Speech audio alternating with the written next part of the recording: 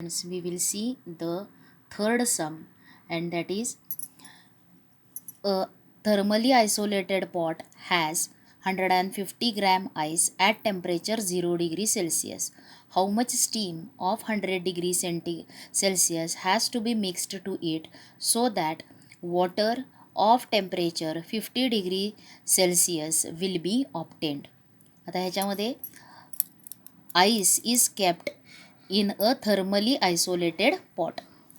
Thermally isolated pot म्हणजे काय, त्याच्यामधली heat energy, पॉटच्या आतली हीट एनर्जी बाहेर कंडक्ट होणार नाही आणि बाहेरची एनर्जी थर्मल पॉटमध्ये येणार नाही. म्हणून आयसोलेटेड थर्मली इन्शुलेटेड पॉट, त्याच्यावरती थर्मल इन्शुलेशन आहे आणि त्या इन्शुलेशनमुळं त्याच्यामधली हीट जी आहे त्या पॉटमध्ये heat will not come from outside or the heat from pot will not go outside. बाहेरून आत हीट येणार नाही आणि आतली हीटसुद्धा बाहेर जाणार नाही असा पॉट आहे आणि त्याच्यामध्ये 150 ग्रॅम्स आईस ठेवलेला आहे. त्याचं टेम्परेचर आहे 0 डिग्री सेल्सिअस. आणि आता how much steam of 100 degree Celsius has to be mixed to it so that water of temperature 50 degree Celsius will be obtained. त्याच्यामध्ये किती स्टीम मिक्स केली पाहिजे त्या आईसमध्ये की त्याचं काय होणार आहे, आईसचं कन्व्हर्शन वॉटरमध्ये होणार आहे आणि त्या वॉटरचं टेम्परेचर किती झालं पाहिजे, 50 डिग्री सेल्सिअस एवढं होईल. मग हे करण्यासाठी किती steam, how much steam is required, म्हणजे त्या स्टीमचं मास किती असायला पाहिजे हे विचारलेलं आहे.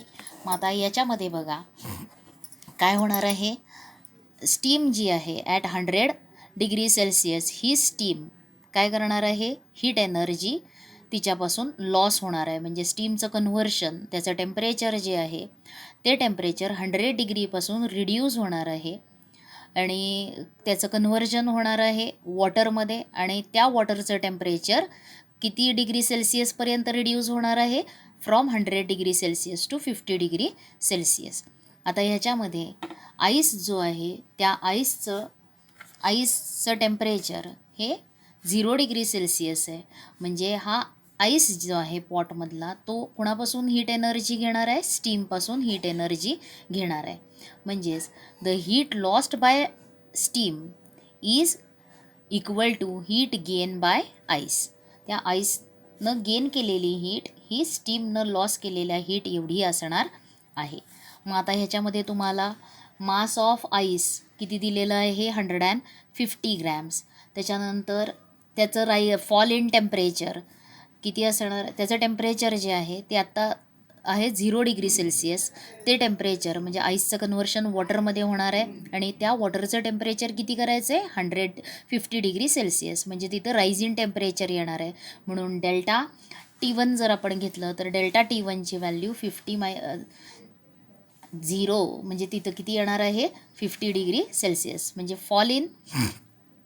राईज इन टेम्परेचर हे किती येणार आहे, 50 डिग्री सेल्सिअस. त्याच्यानंतर latent heat of melting of ice तुम्हाला इथं दिलं आहे. Latent heat of melting of ice is 80 calorie per gram आणि latent heat of vaporization of water हे पण दिलेलं आहे आणि ते किती आहे, 540 कॅलरी पर ग्रॅम.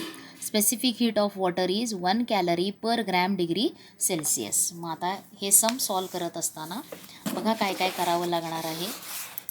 तर त्याच्यामध्ये पहिल्यांदा तुम्हाला कशासाठी लिहिणार आहात, तर आईससाठी पहिल्यांदा दिलेल्या ज्या क्वांटिटीज आहेत त्या लिहून घ्या.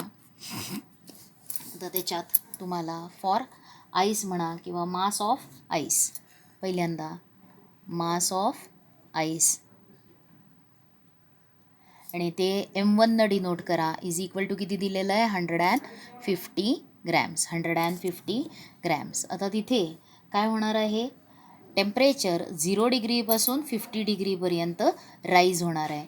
म्हणून डेल्टा T1 हा काय असणार आहे, इन्क्रीज इन टेम्परेचर. म्हणून ते किती येणार आहे, तर राईज इन टेम्परेचर पहिला आहे 0 डिग्री सेल्सिअस ते 50 डिग्री होतं. म्हणजे किती येणार आहे, तर 50 डिग्री सेल्सिअस. तुम्हाला हे 50 degree Celsius minus 0 degree Celsius म्हणजे किती येणार आहे 50 डिग्री सेल्सिअस. ग्रेटर टेम्परेचरमधून स्मॉलर टेम्परेचर मायनस केलं तर तुम्हाला राईज इन टेम्परेचर मिळणार आहे. आणि त्याच्यानंतर तुम्हाला लॅटेंट हीट ऑफ आईस जे आहे, latent heat of melting of ice ते डिनोट करा L1. L1 काय डिनोट करणार आहे तर लॅटेंट हीट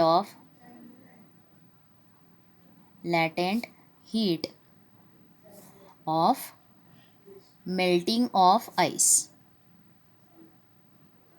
आणि how much it is given 80 melting of ice 80 calorie per gram हे दिलं आहे. आणि आता specific heat of water, specific heat of water CW न रिप्रेझेंट करा.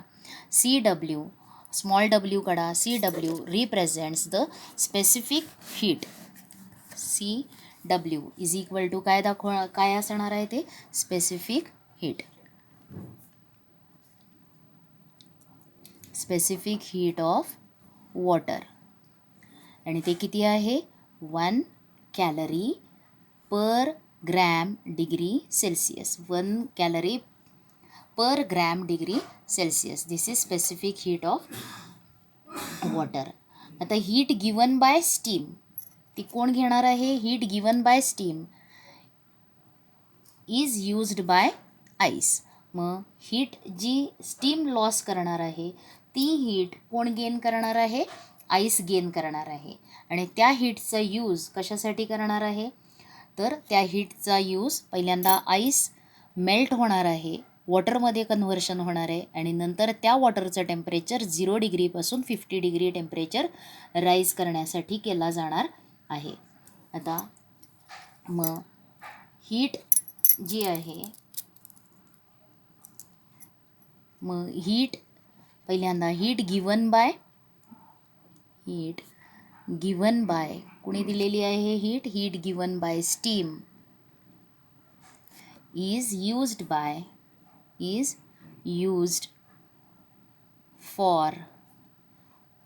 used for melting of ice and then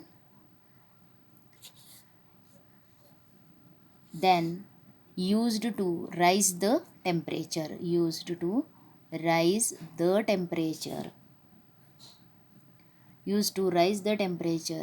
of water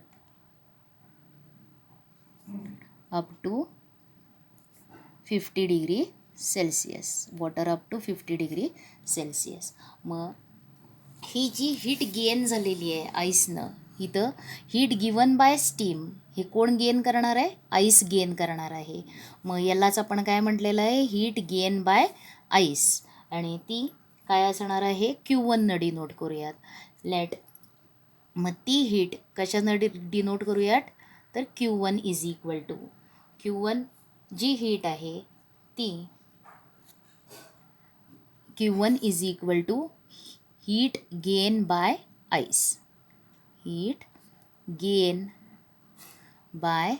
ice. आणि त्याचा use 2 work perform करण्यासाठी होणार आहे. पहिला कशासाठी होणार आहे आईसचं कन्व्हर्शन वॉटरसाठी म्हणजे ट्रान्झिशनसाठी एक होणार आहे, ट्रान्सफॉर्मेशनसाठी एक आणि नंतर वॉटरचं टेम्परेचर 0 डिग्री टेम्परेचरचं वॉटर आहे त्याचं टेम्परेचर 50 डिग्री करण्यासाठी अशा 2 प्रकारे ती एनर्जी यूज होणार आहे. आणि पहिलं काय आहे ट्रान्सफॉर्मेशन आणि दुसरं आहे राईज इन टेम्परेचर. त्या वॉटरचं टेम्परेचर राईज करण्यासाठी अशा 2 प्रकारे ते यूज होणार आहे. म्हणून पहिलं ट्रान्सफॉर्मेशन जे आहे तिथे लॅटेंट हीट आणि लॅटेंट हीट असतं ML mass of substance into latent heat म्हणून हे ती येणार आहे M1L1 प्लस M1 स्पेसिफिक. आता त्याचं वॉटरमध्ये कन्व्हर्शन झालेलं आहे त्याचं टेम्परेचर 0 आहे ते किती करायचं आहे 50 म्हणून M1 specific heat of water आणि राईज इन टेम्परेचर हे लिहिलं. M1L1 plus M1 CW into delta T1. आता M1 म्हणजे किती आहे तर M1 म्हणजे मास ऑफ आईस किती आहे ते 150 ग्रॅम्स इंटू लॅटेंट हीट किती दिलेली आहे आईसची latent heat is 80 calorie per gram. आता प्लस M1 म्हणजे आता पाण्यामध्ये जेवढं आईस आहे तेवढंच काय असणार आहे, वॉटर. म्हणून वॉटरचं मास किती असणार आहे, 150 ग्रॅम्स एवढं असणार आहे. स्पेसिफिक हीट ऑफ वॉटर किती आहे, तर specific heat of water is 1 calorie per gram degree Celsius. आणि आता इंटू डेल्टा T1, इथं आपण डेल्टा T1ची व्हॅल्यू काढलेली आहे आणि ती किती आहे, तर ती येणार आहे 50 इंटू 50 डिग्री सेल्सिअस. आता ह्याच्यामध्ये बघा काय काय करता येणार आहे. इथं जी ग्रॅम्स कॅन्सल होणार आहे आणि इथं 15 इंटू 8, 15 8 जा किती असतं, 15 8 जार 120 आणि किती झिरोज येणार आहेत त्याच्यावरती, 2 झिरोज. आणि जी ग्रॅम कॅन्सल होणार आहे आणि कोणतं युनिट राहणार आहे, कॅलरीज. प्लस आता इथं बघा हे ग्रॅम्स न्यूमरेटरमध्ये आहे आणि इथला ग्रॅम्स डिनॉमिनेटरमध्ये आहे. परत इथं हे डिग्री सेल्सिअस डिनॉमिनेटरमध्ये आहे आणि हे डिग्री सेल्सिअस न्यूमरेटरमध्ये आहे, ते कॅन्सल होईल. म्हणजे सेकंड टर्ममध्ये कोणतं युनिट राहणार आहे, फक्त कॅलरी राहणार आहे. 150 इंटू 5, 15 5 जार किती असतं, 75 आणि पुढे किती येणार आहेत, 2 झिरोज आणि हे सुद्धा कॅलरी.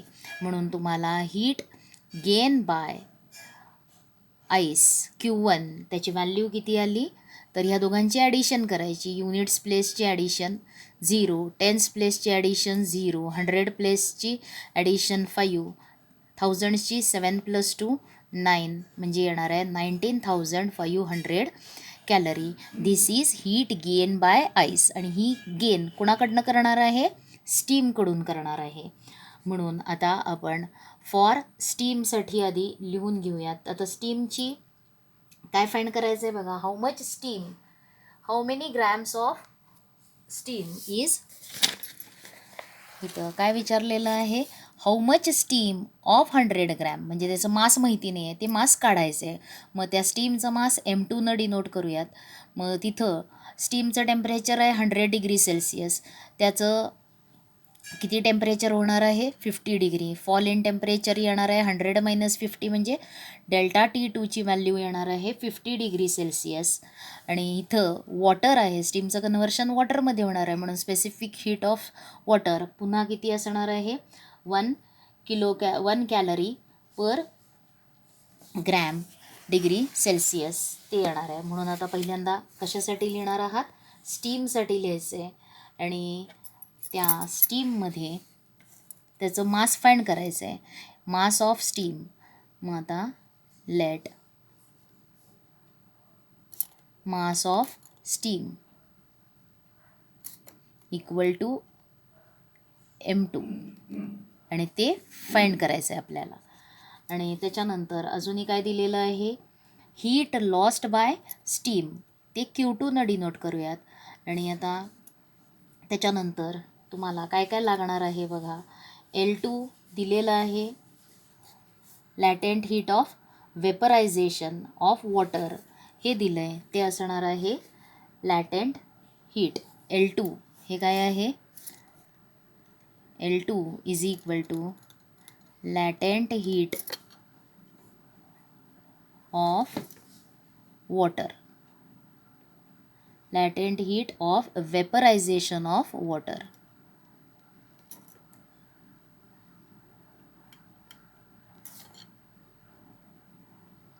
ऑफ वॉटर आणि ते किती दिलेलं आहे, 550 calorie per gram, calorie per gram.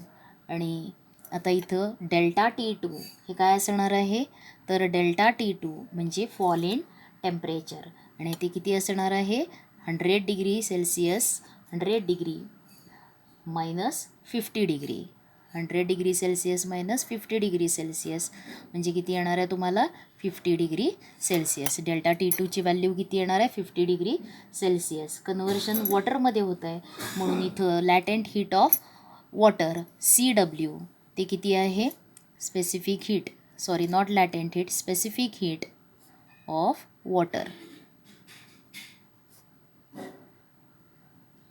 आणि ते किती आहे तर 1 calorie per gram degree Celsius. आता तुम्हाला कोणाची व्हॅल्यू काढायची आहे, काय फाइंड करायचं आहे, मग heat lost by steam Q2 म्हणजे काय असणार आहे, हीट लॉस्ट बाय स्टीम.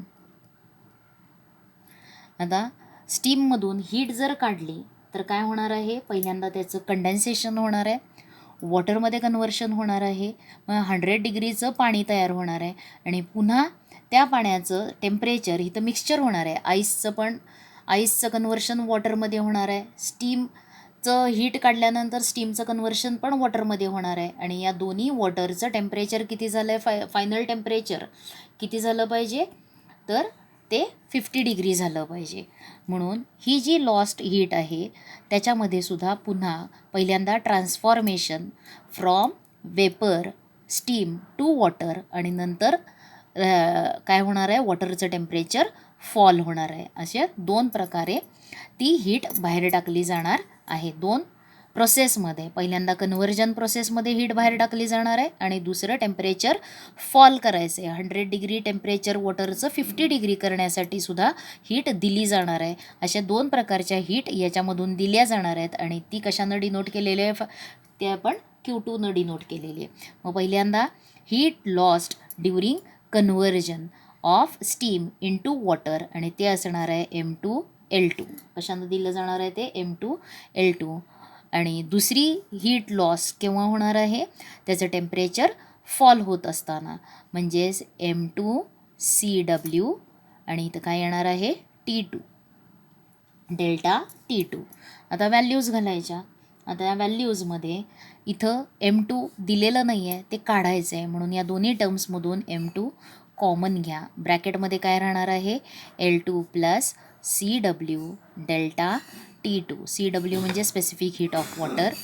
आता M2 इंटू L2 म्हणजे काय आहे, specific heat latent heat of vaporization of water आणि ते किती आहे 540 calorie per gram plus specific heat of water काय आहे 1 calorie per degree Celsius into fall in temperature किती आहे 50 डिग्री सेल्सिअस. आता ह्याच्यामध्ये हा डिग्री सेल्सिअस हे डिग्री सेल्सिअस कॅन्सल होणार आहे आणि म्हणजे पहिल्या टर्ममध्ये कॅलरी पर ग्रॅम, दुसऱ्या टर्ममध्ये सुद्धा युनिट काय राहणार आहे कॅलरी पर ग्रॅम राहणार आहे. डिग्री सेल्सिअस कॅन्सल होणार आहे, म्हणून इथं तुम्हाला M2 आणि या दोघांचं काय होणार आहे बघा 550 calorie per gram plus 1 into 5 म्हणजे येणार आहे 5, सॉरी इथं 50 आहे ना, हां 1 इंटू 50 म्हणजे येणार आहे 50 कॅलरी पर ग्रॅम एवढं येणार आहे. आणि आता ह्यांची ॲडिशन जर केली तर ती ॲडिशन किती येणार आहे 540 प्लस 50 म्हणजे येणार आहे 590 हे M2 into 590 calorie per gram. ही कोणाची व्हॅल्यू आली तुम्हाला Q2ची व्हॅल्यू आली. Q2 म्हणजे काय हीट लॉस्ट बाय स्टीम आणि ही हीट कोण ॲब्सॉर्ब करणार आहे, आईस एक्सेप्ट करणार आहे. म्हणून इथं आता कोणतं प्रिन्सिपल यूज करायचं आहे तर नाव काय यूज करायचं आहे, principle of heat exchange. By principle of heat exchange काय लिहिता येणार आहे तुम्हाला Q2 is equal to Q1. Q2 किंवा Q1 इक्वल टू Q2 लिहिलं तरी चालेल. Q2 is equal to Q1. डाव्या बाजूला Q2ची व्हॅल्यू घाला, M2 इंटू काय आहे 590 calorie per gram is equal to Q1 किती आलेलं आहे 19,500 कॅलरी. आणि आता ट्रान्सफर करा, M2 is equal to calorie न्यूमरेटरमध्ये आहेत ते कॅन्सल होईल आणि हा डिनॉमिनेटरचा जी काय होणार आहे न्यूमरेटरमध्ये येईल, किंवा इथं लिहूयात आपण कॅलरी अपॉन हा 590 खाली घ्या 590 कॅलरी पर ग्रॅम म्हणून इथं कॅलरी कॅन्सल होईल आणि नंतरच्या लास्ट आन्सर हे मास जे आहे M2 हे कशामध्ये राहणार आहे, ग्रॅम्समध्ये राहणार आहे. 0 कॅन्सल आणि 1950ला 59 डिव्हाइड केलं तर तुम्हाला आन्सर येणार आहे 33.05 ग्रॅम्स, म्हणजेच ॲप्रॉक्सिमेटली काय लिहिणार 33 ग्रॅम्स. म्हणजे किती स्टीम लागणार आहे, तर how much steam is required, तर 33.5 ग्रॅम्स किंवा 33 grams of steam is required. Therefore 33.5 नाही लिहिलं तरी चालेल किंवा लिहा 33.05 grams of steam is required. Has to be, steam has to be mixed. Has to be mixed to ice. Mixed to ice. हे तुमचं आन्सर. लक्षात आलं? मग हे सम व्यवस्थित लक्षात घ्या, आणखीन लिहा. आता त्याच्यानंतर तुम्हाला कोणतं सम बघायचं आहे, तर last sum D. A calorimeter has mass 100 grams and specific heat 0.1 kilo calorie per kilogram kg degree Celsius. It contains 250 grams of liquid at 30 degrees Celsius having specific heat of 0.4 kilocalorie per kg degree Celsius. If we drop a piece of ice of mass 10 grams at 0 degree Celsius, what will be the temperature of the mixture? आता एक कॅलरीमीटर आहे. कॅलरीमीटर तुम्हाला explain करताना सांगितलेलं आहे. आता त्या कॅलरीमीटरमध्ये काय आहे, एक लिक्विड आहे. कॅलरीमीटरचं मास दिलेलं आहे तुम्हाला 100 ग्रॅम्स आणि त्याची स्पेसिफिक हीट, कॅलरीमीटर कॉपरचं असतं, त्याची स्पेसिफिक हीट आहे 0.1 kilo calorie per kg degree Celsius. त्याच्यामध्ये जे काही लिक्विड आहे त्या लिक्विडचं मास आहे 250 ग्रॅम्स आणि त्या लिक्विडचं टेम्परेचर किती आहे 30 डिग्री सेल्सिअस. म्हणजे कॅलरीमीटरचं पण टेम्परेचर किती येणार आहे 30 डिग्री सेल्सिअस. आणि त्या लिक्विडची स्पेसिफिक हीट दिली आहे आणि ती किती आहे 0.4 kilo calorie per kg degree Celsius. आता या कॅलरीमीटरमध्ये काय ॲड केलेलं आहे, पीसेस ऑफ आईस ड्रॉप केलेले आहेत. मग ते मास किती आहे आईसचं 10 ग्रॅम्स. टेम्परेचर किती असतं आईसचं 0 डिग्री. मग ice 0 degree 10 grams of ice of 0 degree is added to the liquid in the calorimeter. त्या लिक्विडचं टेम्परेचर किती आहे 30 degree Celsius. What will be the temperature of the mixture.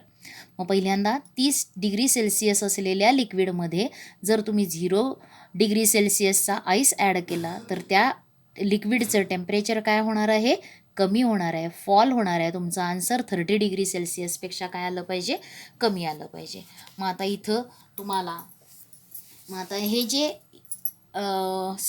Ice add केल्यावरती काय होणार आहे, कॅलरीमीटर आणि त्याच्यामध्ये असलेलं वॉटर हे दोन्हीही काय करणार आहेत, हीट कुणाला देणार आहेत, आईसला देणार आहेत. आणि त्याच्यामुळं त्या कॅलरीमीटरचं किंवा त्याच्यामध्ये असलेल्या वॉटरचं टेम्परेचर हे काय होणार आहे, फॉल होणार आहे.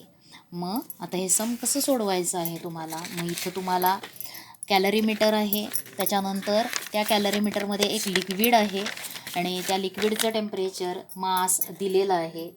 आणि how you are going to solve, see here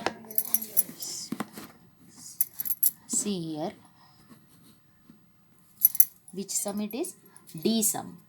आणि आता ह्याच्यामध्ये काय केलेलं आहे, आता ह्याच्यामध्ये बघा कॅलरीमीटर आहे, लिक्विड आहे त्याच्यामध्ये आणि त्याच्यामध्ये आईस ड्रॉप केलेला आहे. म्हणून पहिल्यांदा कॅलरीमीटरसाठी लिहूयात आपण. फर्स्ट राईट द डायमेन्शन्स किंवा जे काही मेजर्स आहेत ते कशाचे लिहायचे, कॅलरीमीटर. आणि कॅलरीमीटर जे आहे त्याचं मास M1 डिनोट करूयात. आणि मास ऑफ कॅलरीमीटर किती दिलेलं आहे, मास ऑफ कॅलरीमीटर इज 100 ग्रॅम्स. म्हणजे M1ची व्हॅल्यू काय आली 100 ग्रॅम्स. त्याच्यानंतर त्याचं स्पेसिफिक हीट दिलेली आहे. कॅलरीमीटर कॉपरचं आहे, त्याची स्पेसिफिक हीट C1 डिनोट करूयात. आणि स्पेसिफिक हीट ऑफ कॅलरीमीटर त्याची व्हॅल्यू किती दिलेली आहे 0.1 kilo calorie per kg degree Celsius हे दिलं आहे. आता काय झालं, त्याचं टेम्परेचर किती आहे त्याचं टेम्परेचर T1 न डिनोट करूयात आणि ते आहे 30 डिग्री सेल्सिअस. टेम्परेचर ऑफ कॅलरीमीटर, जे लिक्विडचं टेम्परेचर आहे तेच कुणाचं असणार आहे कॅलरीमीटरचं, आणि ते किती आहे 30 डिग्री सेल्सिअस. हे कुणासाठी लिहिलं आहे? हे सगळे क्वांटिटीज आपण कॅलरीमीटरसाठी लिहिल्या. आता कशासाठी लिहायचं? लिक्विड इन द कॅलरीमीटर, त्या लिक्विडसाठी लिहूयात. आता लिक्विडचं मास जे आहे ते M2 न डिनोट करूयात. And what is the mass of liquid in the calorimeter? कॅलरीमीटरमध्ये किती मास आहे त्या लिक्विडचं? तर 250 ग्रॅम्स. 250 ग्रॅम्स ऑफ लिक्विड ते प्रेझेंट आहे. त्या लिक्विडची स्पेसिफिक हीट आपल्याला दिलेली आहे. स्पेसिफिक हीट ऑफ लिक्विड ते C2 न डिनोट करूयात आणि ती किती दिलेली आहे? 0.4 kilo calorie per kg degree Celsius, per kg degree Celsius. आणि आता टेम्परेचर जे आहे लिक्विडचं ते किती दिलेलं आहे? 30 डिग्री, म्हणून T2ची व्हॅल्यू 30 डिग्री सेल्सिअस. हे कळलं, लिक्विडसाठी लिहिलं. आणि आता कोणासाठी लिहिणार आहात तुम्ही? आईससाठी. तर नाव राईट फॉर आईस. आईसच्यासाठी काय आहे? तर इथं मास ऑफ आईस किती दिलेलं आहे ते M3 न डिनोट करूयात. Mass of ice is denoted by M3 and it is 10 grams. त्याच्यानंतर काय दिलेलं आहे तुम्हाला? आता आईस आहे म्हणजेच वॉटर, आणि त्याची स्पेसिफिक हीट जी असते ती C3 न डिनोट करू. C3 स्पेसिफिक हीट, आणि ते काय होणार आहे? वॉटरची असणार आहे 1 kilo calorie per kg degree Celsius येणार आहे. म्हणजेच किती असतं? आता ह्यांचं सगळं तुम्ही किलो कॅलरीमध्ये, इथं ही जी आहे स्पेसिफिक हीट याचं unit 0.1 calorie per gram degree Celsius हे लिहू शकता. याचंसुद्धा 0.4 into 4 calorie per grams degree Celsius. Kilo कॅलरीचं कॅलरी लिहिलं आणि किलोग्रॅम्सचं ग्रॅम्स लिहिलं. म्हणजे हेच इथं किती येणार आहे? 1 calorie per gram degree Celsius. हे सम्समध्ये आपण हे यूज करूयात. आणि T3 म्हणजे त्याचं टेम्परेचर. आईसचं टेम्परेचर किती आहे? 0 डिग्री सेल्सिअस. पहिल्यांदा ह्या 3 गोष्टी लक्षात आल्या. तर कॅलरीमीटर आणि लिक्विड यांचं टेम्परेचर काय राहणार आहे? सेम. म्हणून T1 आणि T2च्या व्हॅल्यूज काय आहेत इथे? सेम. आता पहिल्यांदा काय होणार आहे? मिक्सचरचं टेम्परेचर काय होईल ते विचारलं आहे. What will be the temperature of the mixture? मग let T be the temperature, let T be the temperature of mixture. मिक्सचरचं टेम्परेचर काय अश्युम केलेलं आहे? तर T be the temperature of mixture, MIXTURE ते लिहा.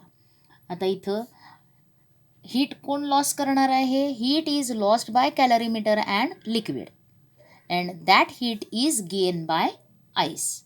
ती हीट कोण यूज करणार आहे? आईस यूज करणार आहे.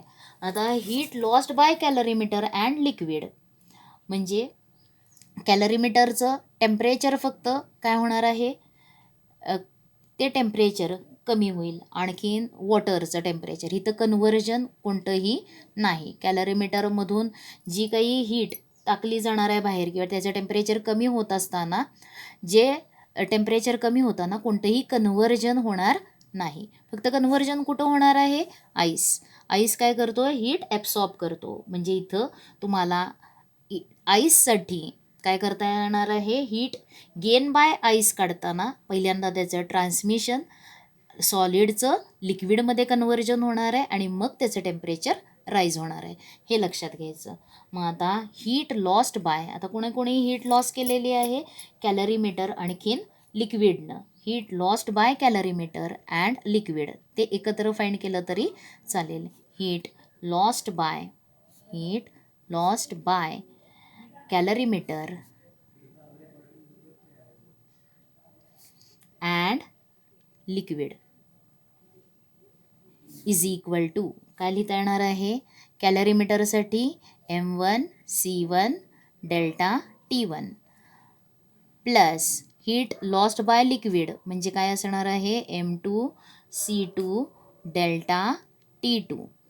आता इथं तुम्ही त्यांच्या व्हॅल्यूज घातल्या आणि किंवा नंतर व्हॅल्यू घातल्या तरी चालेल. हे एवढं लिहा किंवा यांच्या व्हॅल्यूज घालून टाकूयात आपण. M1 म्हणजे काय आहे तर मास ऑफ कॅलरीमीटर आणि ते किती आहे 100.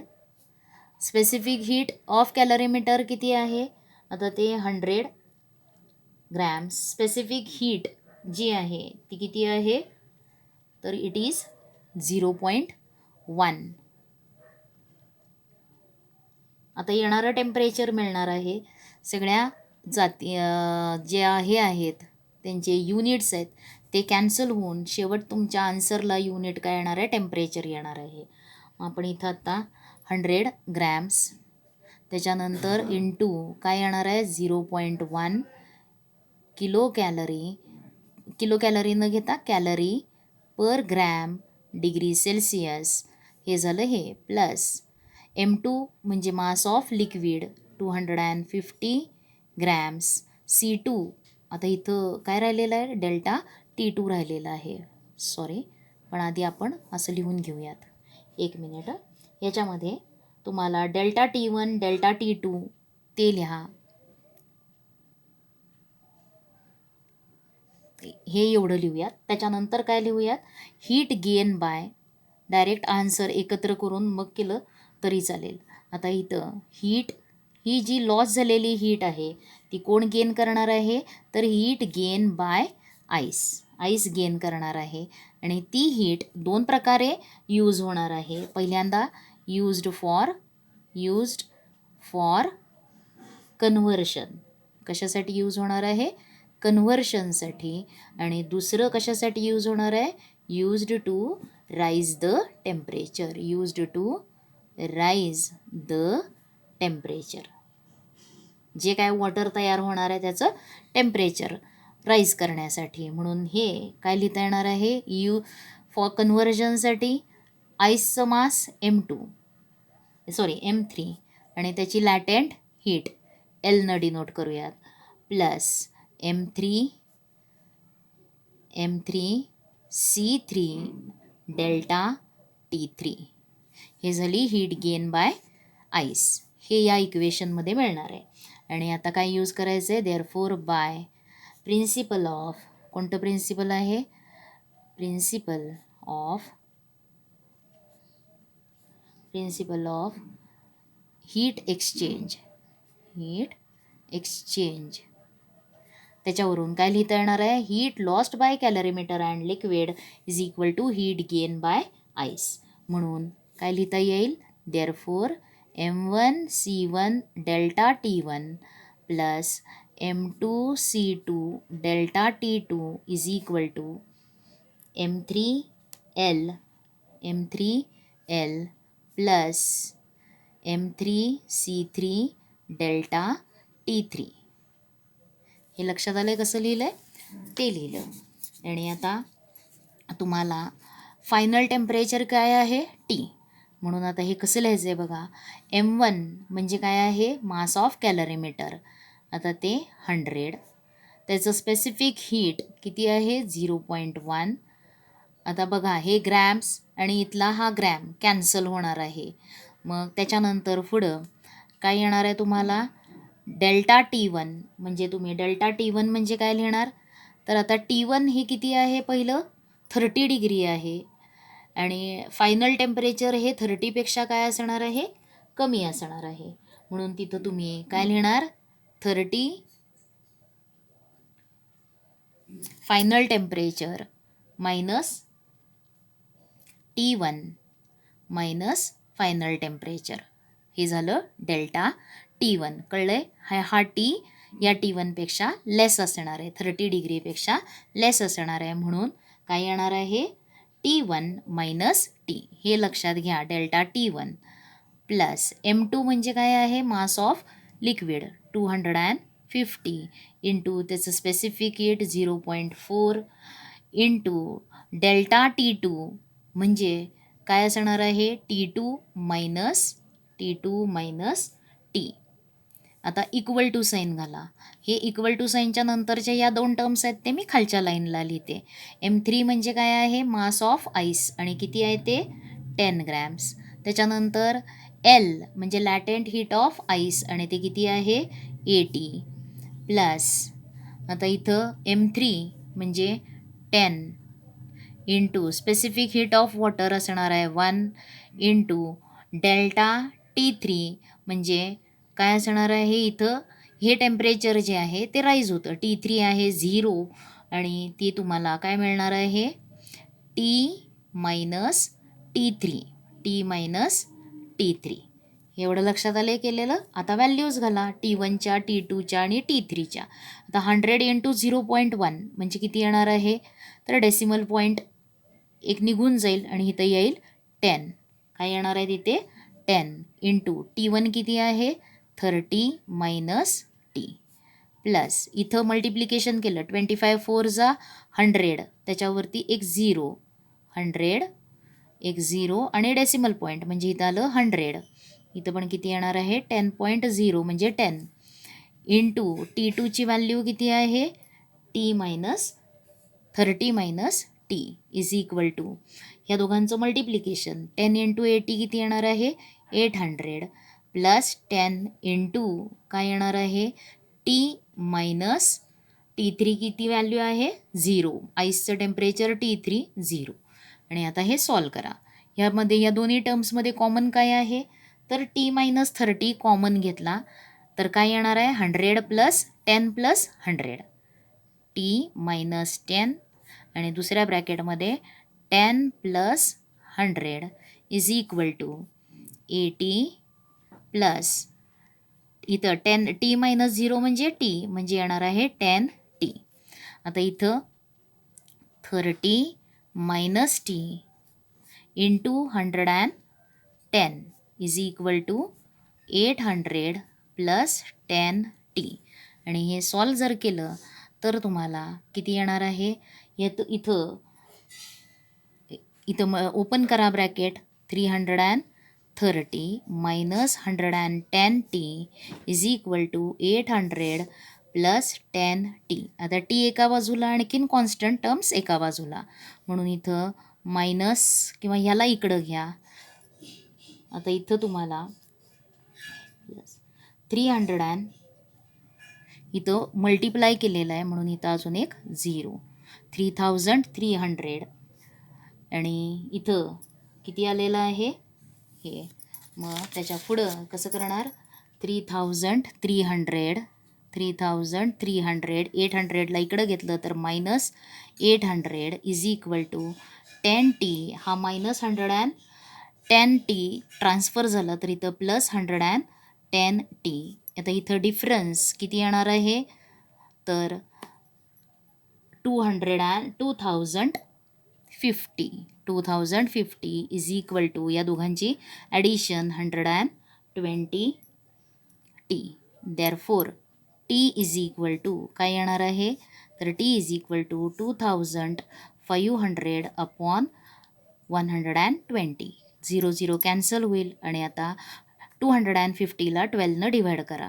12 1 जा 12 2 जा 24, 1 राहणार आहे. पुन्हा किती येणार आहे 0, आणखीन त्याच्या पुढं 0 दिलं तर किती येणार आहे तर 8. म्हणून बघा 20.8 डिग्री सेल्सिअस हे टेम्परेचर आहे. म्हणून इथं काय येणार आहे युनिट 20.8 डिग्री सेल्सिअस. म्हणून temperature of mixture will be किती असणार आहे टेम्परेचर त्या मिक्सचरचं 20.8 डिग्री सेल्सिअस. Therefore temperature